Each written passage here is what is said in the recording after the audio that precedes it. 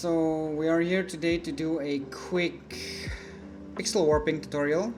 Firstly, you select your picture, open with Photoshop 2026, get that going. Once you are in, we're gonna select our image. We're gonna make a duplicate by doing Command J. Then we're gonna select subject. So I'm going to select this subject. While it's selected the flower now, we're going to do a Command J again. Then we're going to come to our Marquee tool, the Marquee row, and I want to do pixel shift from that part. Command J again, and then Command T, and drag it how we want it, stretch it, and then press enter. Then let's just do another one from here. Then I want to do another row, Command T, just do it from this side, hold that in, stretch it over here, and then warp, and then you can play with this to be all the way over here. Bring this down as well, and bring this, and then we can bring this a little bit out as well.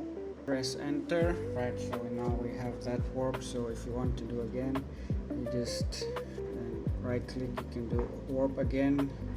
You can play around a little bit more with this again, so it comes out of the tail, and then we can bring this all the way to this side, so it's got a little bit of a trail going on here.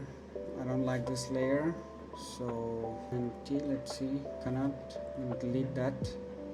I'm going to delete this layer, and we're gonna do another Marquee tool here, and again just do it on the B, and then Command T, stretch it up this way, and then warp it.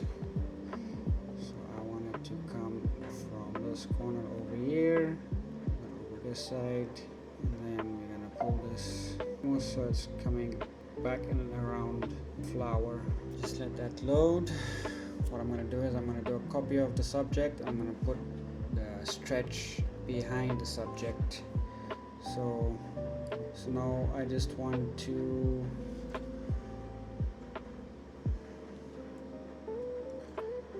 warp it again. I just want to fix this area over here.